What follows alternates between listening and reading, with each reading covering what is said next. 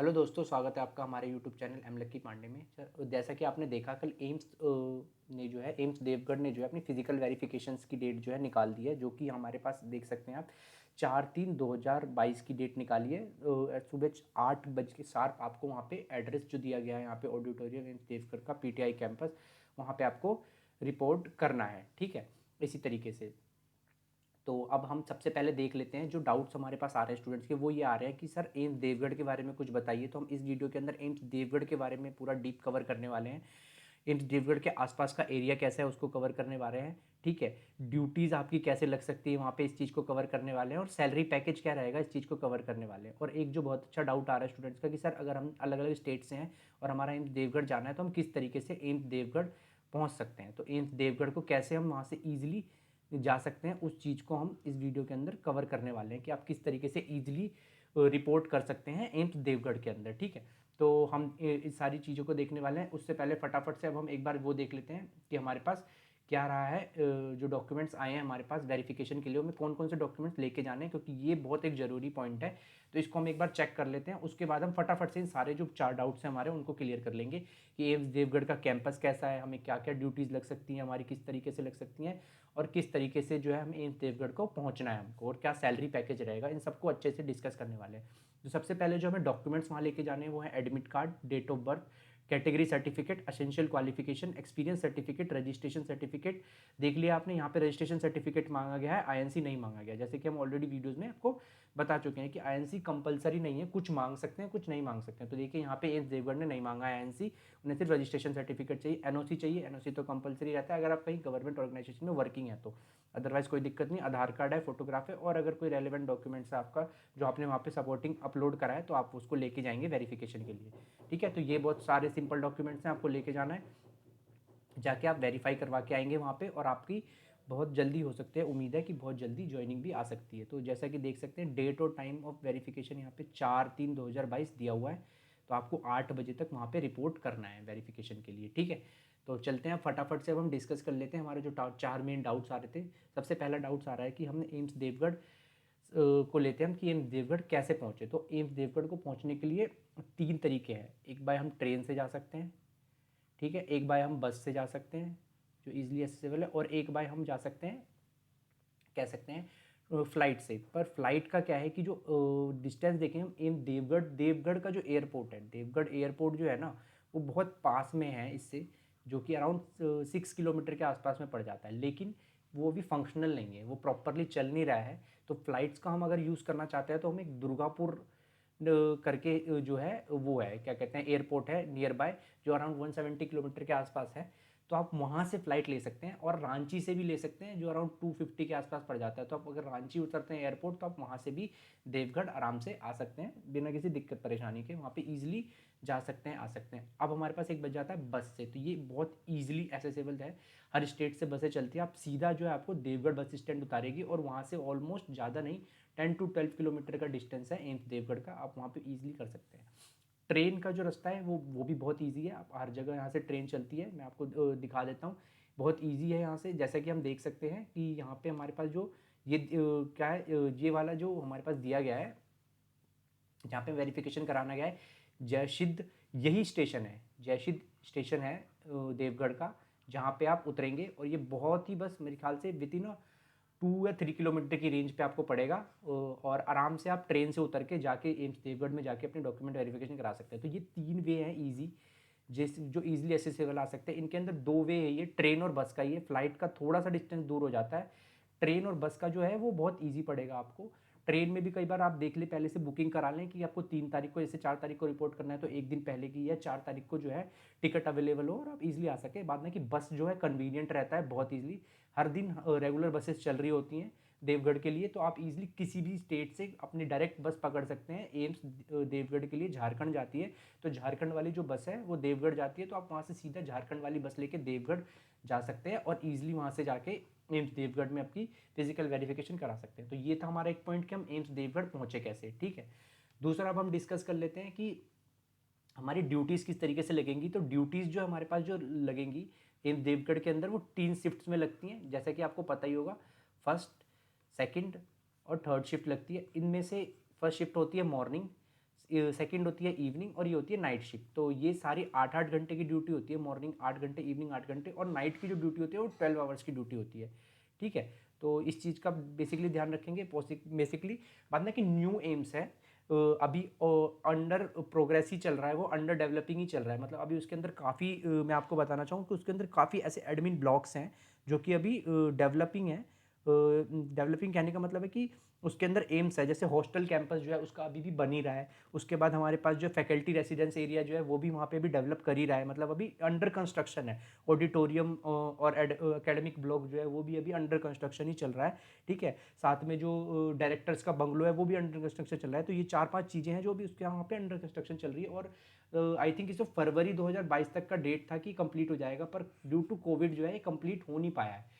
तो ये जो है शायद अब 2023 या 2024 तक तो डेफिनेटली ये कंप्लीट हो ही जाएगा, और एक बहुत बढ़िया है। अगर टोटल हम डिस्टेंस की बात करते हैं और देखते हैं कि किस तरीके से हमारे पास जो एम्स आ रहा है, तो अब एम्स देवघर ड्यूटीज़ हमारे यहाँ क्लियर हो जाती है, तो जो टोटल एम्स कवर करता है एम्स देवघर वो अराउंड 256 से 257 एकड़ का एरिया कवर करता है। जैसे कि आप देख सकते हैं, यहाँ पे देख रहे हैं, इस तरीके से ही व्यू है इसका पूरा। इसी तरीके से आपके सामने जैसे आ रहा है ना, इसी तरीके से बाहर से दिखेगा, और बहुत ही एकदम जन्नत जैसी जगह है।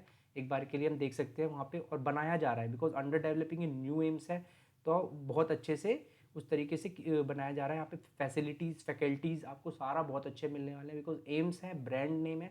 तो देख सकते हैं, देखिए 750 बेडेड एम्स है, जिसके अंदर 237 एकड़ का लैंड है, पर ये जो है अंडर डेवलपिंग ही है अभी। तो हो सकता है नेक्स्ट ईयर तक, बहुत ही जल्दी, फरवरी 22 तक की इसकी डेट थी एक्सेप्ट, लेकिन रीज़न क्या हुआ कि कोरोना वोरोना की वजह से थोड़ा सा डिले हो गया है। बाद में कि ओपीडी वगैरह वहाँ पे सब फंक्शनल है। अगस्त के अराउंड ओपीडी 2021 में हमारी इस साल ओपीडी वगैरह वहाँ पे स्टार्ट कर दी गई थी, जो अराउंड 200 पेशेंट्स को हर डे ट्रीट करने का दावा करती है कि वो 200 पेशेंट को हर डे ट्रीट करती है। यहाँ पे अभी बीएससी वगैरह के लिए और जो हमारे और भी अलग कोर्सेज हैं, एमएलटी वगैरह के वहाँ पे कोर्सेज चल रहे हैं। ठीक है, यहाँ पे जा सकते हैं। एमबीबीएस वहाँ पे हो रही है, नर्सिंग हो रही है, पोस्ट ग्रेजुएशन में एमडी और पीएचडी हो रही है। देख सकते हैं ये सारी चीज़ें हो रही है। Super facility super speciality courses के अंदर डीएम और एमसीएच, ये सारा चीज़ें एम्स देवगढ़ के अंदर अभी कराया जा रहा है। तो सारे चालू, मतलब ऑलमोस्ट सारी चीज़ें चालू हो सकती है, इसलिए इन डिमांड है। अब इसके अंदर जो बच्चे जा रहे हैं उनका जो है ना, आने वाले टाइम में प्रमोशन का भी बहुत जल्दी हो सकता है, क्योंकि अभी ये स्टार्ट ही हुआ है। तो आप जब वहाँ पे जाएंगे नए किसी एम्स में, तो आप वहाँ पे आप अगले साल जब आपको 1 साल का एक्सपीरियंस उस एम्स में हो जाएगा, तो आप वहाँ पे सीनियर हो जाएंगे। सीनियर हो जाएंगे तो आपको क्या है, प्रमोशंस के चांसेस बहुत ज़्यादा बढ़ जाते हैं आपके, और एक हाई लेवल पे आप अचीव कर सकते हैं एम्स देवगढ़ के अंदर अगर आप हैं तो, बिकॉज ठीक है। तो ओपीडी की जो टाइमिंग वगैरह है वो यहाँ पे देख सकते हैं आप, 2 आवर 8:30 से स्टार्ट होता है every Sunday, except Sunday, Sunday को बंद होता है, अदरवाइज 8:30 से सुबह स्टार्ट होता है, और 30 रुपीज़ का चार्ज लेते हैं, जो कि 1 साल के लिए वैलिड होता है। तो बहुत ही कम है गवर्नमेंट हॉस्पिटल के अंदर फैसिलिटीज़। तो ये सारी चीज़ें तो आप खुद वहाँ पे जब विजिट करेंगे तो आपको पता चली जाएगा। बाद में कि एक बार डिपार्टमेंट देख लेते हैं, जो हमारे पास डिपार्टमेंट यहाँ पे आ रहे हैं। तो जैसे कि आप देख सकते हैं कि एनाटॉमी, बायोकेमिस्ट्री, सारे डिपार्टमेंट, कम्युनिटी मेडिसिन, डेंटिस्ट्री, इन सब में आ सकते हैं। तो और as a nursing officer join कर रहे हैं तो आपकी ड्यूटी इनमें से किसी में भी लग सकती है। बात तो ये भी रहती है, क्योंकि अब वो सारे क्या करेंगे, अलग अलग स्टूडेंट्स को अलग अलग, मतलब नर्सिंग ऑफिसर्स को अलग अलग फैकल्टीज़ के अंदर डिवाइड करेंगे। तो डिपेंड करेगा। अब इसके अंदर ड्यूटीज़ भी आपकी डिपेंड करेंगी। अगर आपकी ड्यूटी इमरजेंसी वार्ड में लग जाती है, ठीक है, तो उसके अंदर क्या होगा, वर्कलोड ज़्यादा होगा। जैसे वर्कलोड की बात करते हैं। अदरवाइज अगर आपकी किसी नॉर्मल में लगती है, सेमी प्राइवेट में लग गई, प्राइवेट में लग गई, तो उसके अंदर जो होता है वर्कलोड कम होता है। तो इस तरीके से भी वर्कलोड डिवाइडेड रहता है। जैसे अब नॉर्मल ओपीडीज़ में लग गई, जैसे ईएनटी वगैरह में, तो भी वहाँ पे वर्कलोड होता है, लेकिन इतना ज़्यादा नहीं होता है। तो वही है, ओपीडीज़ वगैरह की टाइमिंग आपको पता ही है, बता ही दी मैंने, 8:30 से स्टार्ट हो जाएगी सुबह। तो अगर ओपीडी में आपकी ड्यूटी लगती है तो ओपीडी की तो इवनिंग और नाइट का कुछ शेड्यूल होता नहीं, उसकी तो खाली सुबह सुबह की ऑलमोस्ट ड्यूटी होती है ओपीडी के अंदर, मतलब मॉर्निंग से लेके इवनिंग 4 बजे के अराउंड तक होती है अगर ओपीडी चलता है। और ओपीडी का, और इसको कोशिश करी जा रही है कि ये ऑनलाइन भी स्टार्ट कर दिया जाए उसको, ठीक है। तो अब जो बेसिकली अब वहाँ पे सब जा रहे हैं, तो थोड़ा सा सबको ये रहता है कि सर सैलरी पैकेज एम्स देवगढ़ के अंदर हमें क्या मिलने वाला है। तो उसको मैं पूरा अच्छे तरीके से अब मैं डिस्कस कर लेता हूँ, जो हमारा मेन मोटिव था सैलरी पैकेज का।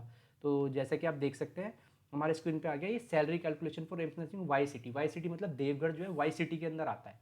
किसके अंदर आता है, वाई सिटी के अंदर आता है। तो वाई सिटी के अंदर आने की वजह से ही अब हम क्या वाई सिटी के अंदर आता है हमारा एम्स देवगढ़। तो वही है, उसके अंदर अब हम देखेंगे कि किस तरीके से जो है एम्स देवगढ़ का हमारा बेसिक पैकेज रहने वाला है। तो बेसिक पैकेज जो हमारे पास जो सैलरी का रहेगा एम्स देवगढ़ के अंदर, वो रहेगा 44,900, मतलब जो ग्रेड पे 7 के अराउंड है, स्केल 7 के अराउंड जो मिलता है उसके अंदर हमें ये मिलने वाला है बेसिकली। इसके ऊपर हमें जो है क्या कहते हैं 31% का डीए मिलने वाला है, ठीक है। और एचआरए जो हमें मिलने वाला है, ये अब कहेंगे कि सर आपने यहाँ पे लिखा है may be different according to yes, HRA जो है सबसे ज़्यादा वेरी करता है हर सिटी के अंदर। जैसे ये अगर एक्स सिटी होती, एक्स सिटी मतलब दिल्ली होती, तो वहीं पे एचआरए आपका 12,132 के अराउंड हो जाता, ठीक है। तो उसके अंदर ज़्यादा है, अराउंड 24% के अराउंड है एचआरए। इसके अंदर शायद 18% का एचआरए हमें दिया गया है, if I am not wrong, ठीक है। तो ये जो है बेसिकली हमने सबको कैलकुलेशन करके निकाला है। तो आपको एचआरए जो मिलने वाला है वो 8,082 मिलने वाला है, और डीए जो मिलेगा आपको 13,919 मिलने वाला है। और मोस्ट प्रोबेबली आप लोगों की ज्वाइनिंग जो है जनवरी के बाद होने वाली है, तो उम्मीद करते हैं कि ये भी बढ़ जाएगा। और अराउंड डीए जो आपका मतलब जब तक आपकी ज्वाइनिंग आ जाएगी तो शायद आपका डीए भी बढ़ जाएगा, और ये डीए बढ़ के अराउंड 15,000 के अराउंड हो जाएगा। डीए आपका 15,000 समथिंग समथिंग हो जाएगा, क्योंकि ये जो डीए होता है हमारा वो 3% के हिसाब से इंक्रीज होता है, एक बार जनवरी के अंदर एक बार जुलाई के अंदर, तो ट्वाइस इन अ ईयर जो है इंक्रीज होता है हमारा डीए, महंगाई भत्ता जिसे बोलते हैं, ठीक है।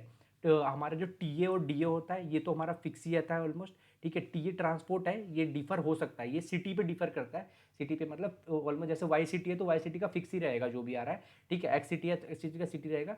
कई जगह जैसे मंगलागिरी के अंदर ये कम दिया जाता है, ऑलमोस्ट 1800 के समथिंग दिया जाता है।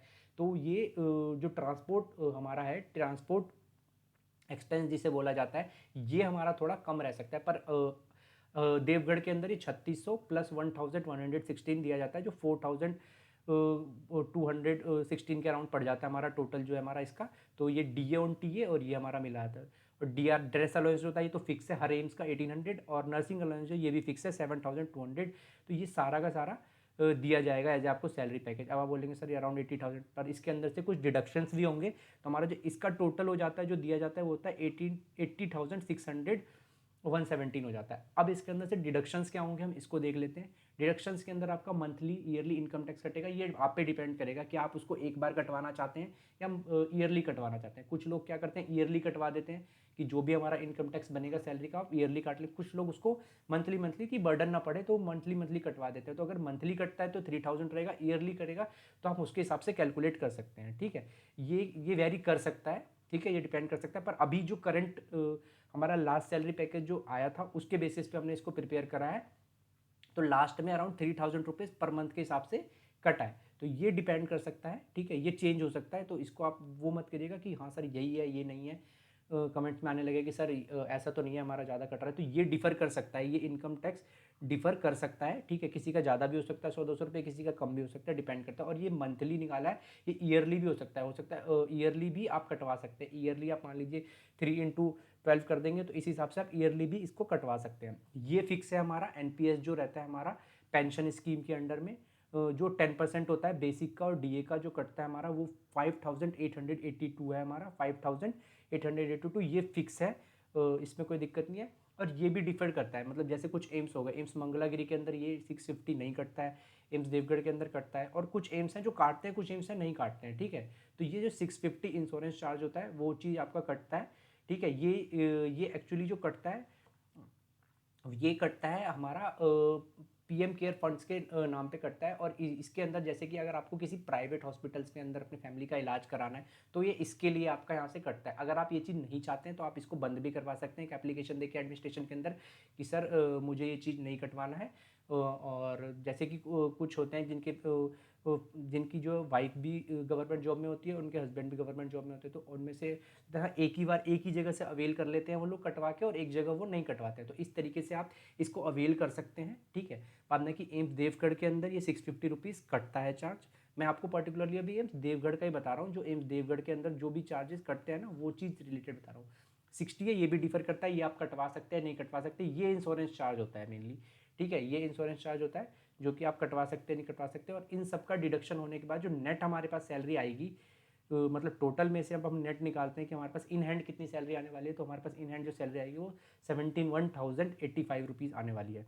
71,085 रुपीज़ का हमारे पास सैलरी पैकेज हमें मिलने वाला है नेट, जो हमें एम्स देवगढ़ के अंदर जो सैलरी पैकेज मिलेगा। तो ये काफ़ी हैंडसम सैलरी है, ठीक है, ये ऊपर रहेगा और हो सकता है इस पर थोड़ा डिडक्शन वगैरह करके थोड़ा कम ज़्यादा हो जाए, पर ऑलमोस्ट 70K से ऊपर ही आपकी सैलरी पैकेज रहने वाला है सबका जब आपकी ज्वाइनिंग होगी। ऊपर भी हो सकता है क्योंकि क्या पता तब तक डीए हमारा बढ़ जाए। जैसे अभी डीए 31% चल रहा है, अभी जो जनवरी की लेटेस्ट सैलरी है उसके अंदर 31% दिया गया है, लेकिन हो सकता है जनवरी के बाद फरवरी या मार्च में आप लोगों की ज्वाइनिंग हो, उस टाइम जब डीए आ रहा हो तो वो 3% और बढ़ गया हो, तो 3% और बढ़ गया हो तो हो सकता है वो आपका 15K के अराउंड हो जाएगा डीए।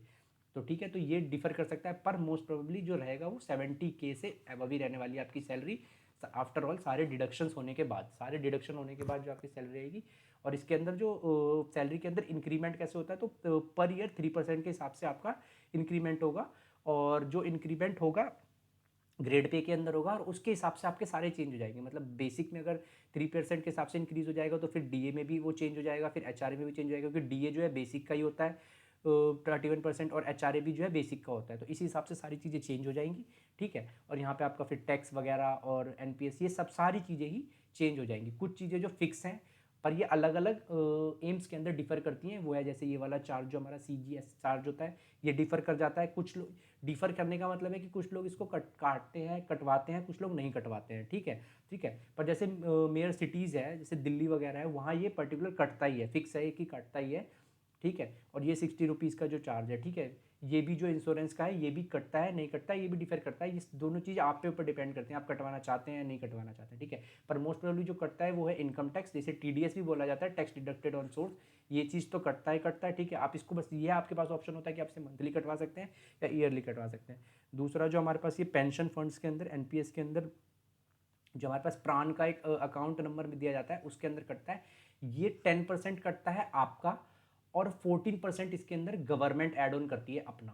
तो ये दोनों मिलके जो है आपके प्राण का अकाउंट होता है उसके अंदर ये चीज़ जमा होता है, ठीक है। ये 10% हो गया आपका जो आपकी सैलरी से कटता है 10%, और 14% जो है ये कटता है गवर्नमेंट के सैलरी पैकेज से, तो वहाँ से कटता है, और इस तरीके से सारा जो है होता है, ठीक है।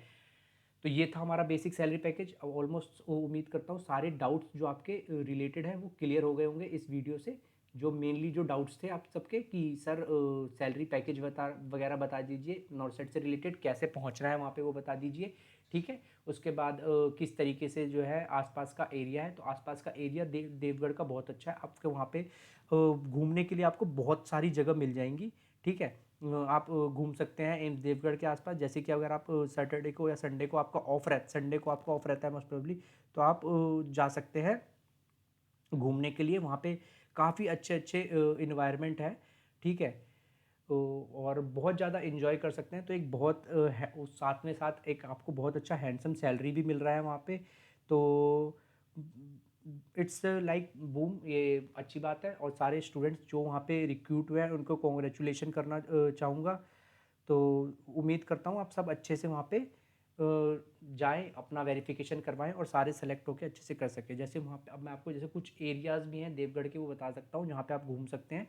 तो जैसे है तिरकुट पहाड़, वहाँ पे है एक मोस्ट एक्साइटिंग है जहाँ पे आपको ट्रैकिंग मिल जाएगी, रोप वे मिल जाएगा, वाइल्ड लाइफ मिल जाएगा, आप वहाँ पे घूम सकते हैं। तो बहुत सारे ऐसे प्लेसेस हैं देवगढ़ के अंदर कि अगर आप घूमना चाहें तो आप वहाँ पे घूम भी सकते हैं, कोई दिक्कत नहीं होगी आपको। इंजॉय कर सकते हैं आप आसपास में अपने दोस्तों के साथ जाके। इवन अगर आप अपनी फैमिली को कभी विजिट करवाते हैं तो आप वहाँ पे घूम सकते हैं, बिकॉज झारखंड है एक अच्छा प्लेस है एज ए वाइल्ड लाइफ, वहाँ पे काफ़ी माइनिंग्स वगैरह भी होती है, तो बहुत अच्छे से कर सकते हैं जैसे रोप वे वगैरह। और टेम्पल्स तो वहाँ पे बहुत सारे ही हैं जो कि आप आराम से घूम सकते हैं। जैसे बाबा वैद्यनाथ टेम्पल है वहाँ पे, और कह सकते हैं बासुकीनाथ टेम्पल है, ठीक है। त्रिकुटा पर्वत है जहाँ मैं आपको पहले बताया, यहाँ पे आपको रोप वे होता है, ट्रैकिंग होती है, और सारी चीज़ें आप कर सकते हैं। बहुत अच्छा मतलब टाइम आप वहाँ पे स्पेंड कर सकते हैं इन्वायरमेंट के साथ, ठीक है। फोर्थ आ जाता है श्री श्री ठाकुर अंकुल चंद सत, मतलब ये सारी चीज़ें वहाँ पे हैं। घूमने के आसपास का एरिया है, मतलब लिस्ट थी, तो जहाँ पे आप इंजॉय कर सकते हैं, घूम सकते हैं फैमिली के साथ और आने वाले टाइम में। तो ये थी सारी इन्फॉर्मेशन अबाउट देवगढ़। अगर आपके पास कोई ऐसी इन्फॉर्मेशन रह गई है जो हमने इस वीडियो में मिस कर दी है तो आप हमें कमेंट सेक्शन में कमेंट करके ज़रूर बताएं कि सर ये भी चीज़ है वहाँ पे। हम कोशिश करेंगे उसको अगली एक वीडियो बना के उसको अच्छे से कवर करने की, ठीक है। और अगर आपको ये वीडियो इन्फॉर्मेटिव लगी हो तो वीडियो को लाइक कर दीजिए, चैनल को सब्सक्राइब कर दीजिए। Thank you so much.